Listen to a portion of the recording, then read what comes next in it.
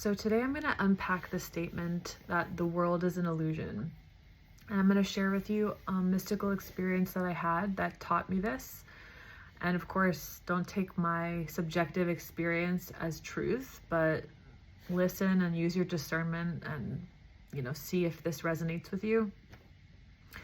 So in 2016, I had a mystical experience. Really, it began a process of Kundalini awakening with the cracking of the cosmic egg. And my life since then has been pretty much a constant mystical experience, in the sense that I'm aware of a lot at once and of a lot of information and spectrums of light that I wasn't aware of before that day. And one of the most memorable lessons I've learned was about this, that the world is an illusion. And the way that I experienced it was, I was sitting in a room with 3 people. We had just had lunch. All of us were totally sober. I don't drink. This is just the Kundalini. This is what it does. It opens channels. And all of a sudden my consciousness went, like it went behind the veil, so to speak, but like literally behind the veil, where I saw the scene of reality as a plasma. And it reminded me of the Tesseract from Interstellar, with the multiple realities stacked on each other. But the scene that I had just ejected from had a plasma quality or a fluid quality, and it was actually like a pale blue substance, which I've heard scientists refer to the substratum of reality as being a plasma. And that's what I saw. And so I hung out there for a while, and there was more to that experience, but I want to share with you like the practical application of this, of the fact that the world is an illusion, or as Yogananda would say, the world is a mere dream bluff of nature to test your consciousness of immortality. So essentially, the world is an illusion, and you could think of like multiple reels of film stacked over each other, or like the Tesseract. And the scene you're in is not fundamentally real. What is real is how you show up to it.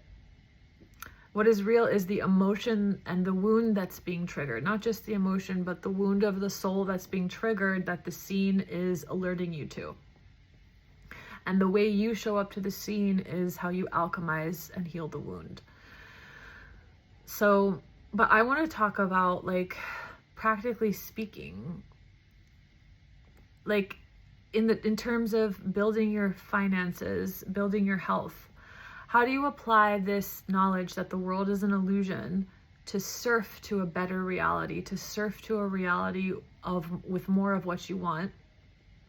And I think it's really important to own what you want, because if you don't, like the desires that you have are like this nuclear energy, this nuclear current. If your belief system is not expanded enough to accept that current, which is actually God's desires, because you are God, right? Whatever you personally desire is what God desires for you as an individual. And if you try to push that away, you're trying to push away nuclear energy, which is ultimately not going to work for you. It's going to cause a short circuit. It's going to make you sick. It's going to cause chaos in your life. So in order to surf to a reality where you have more of what you want, it's actually very practical to apply this teaching that the world is an illusion. And I'm going to give you some examples. So let's say you're doing business, and I've heard this countless times, people that have been very successful in building a business. They have had money stolen from them, gone bankrupt, maybe even more than once. Some of them have, in the process of building something great, have gotten like death threats from people, have had all kinds of like drama happening. So to apply that the world is an illusion and it's just there to test your consciousness of immortality, I would say, look, the practical aspect of this is like, maybe in this movie scene, which is all it is, it's just a scene, it appears that you lost something, that you lost money, right? But the truth is that loss is an illusion. the truth is that you are the abundance. So if I were to embody my immortal consciousness in the face of a loss, that would look like me being stable and knowing like I am the wealth, I am wealth, I am abundance. Whatever the illusion is doing is not real. It's ultimately not real. And so if you can maintain the consciousness of stability and certainty and abundance in the face of the illusion, you'll be rewarded tenfold or more in another reality where that is a vibrational match to your consciousness. So let's talk about something that might be hard for people, which is body stuff. Maybe you wake up in the scene, and in this scene, that in the life that you're in right now, your body hurts, or maybe you have a diagnosis. So in order to surf to a reality of a better feeling body, what's really important is that remember that it's an illusion in the sense of there are just as many other realities where you are healthy. But when we react to what we're in, we catastrophic think, we place a really negative connotation on it. And one of the kind of pillars of surfing reality, and there is a book called, I think it's called Reality Transurfing. They talk about a concept called importance, which is essentially reaction, right? If I react and create a really negative meaning to something, I'm literally collapsing reality and recreating this negative thing over and over and over again. So it's almost like you have to lessen the charge of something that you've charged with a really intense negativity. So if you have a diagnosis and you've charged it with really intense negativity, you have to soften the awareness of that. And the way to do that, one of the ways to do that is to say, okay, well, actually, it's using logic in whatever way is real for you. So like the way that I would use it would say like, well, I know for a fact that there's many other realities where I'm healthy. This pain, I can take it right now, right? I don't have to escape from it. I don't have to numb out from it. Okay, I can handle this. Who I really am is greater than this experience. This is just an experience. What can I learn from this experience? How can I embody more of my immortal consciousness from this experience? A lot of times what body pain is asking of us is to turn towards the feminine, right? To the feminine, one of the aspects of the feminine is the body and the emotional body. So to not neglect my body, to be kind to my body, to just because I woke up in pain, I don't have to assign a negative meaning to it. It doesn't mean that I have to have a bad day. I can take this as an opportunity to deeply, deeply care for myself in a way that probably I never have and that nobody else ever has. And what you'll gain from that, and I speak this from experience, is that you will no longer be a victim of your desire body, of your lower nature that was gonna like need somebody else to love you or need something else to make you feel okay. You show yourself like, wow, I give myself the love that I've always desperately needed and wanted. You become whole. And that's a tremendous gift. So what's real is like the wound that's being triggered and what the scene is asking us to show up as, right? Is it asking us to show up in a more loving way, in a more unlimited way, right? In the case of the finances, the illusion of loss is to understand like this seeming bankruptcy or this or that, it doesn't determine who I am. The scene, the movie scene, the tesseract is not me. It's these multiple realities stacked over each other. And what's real is me.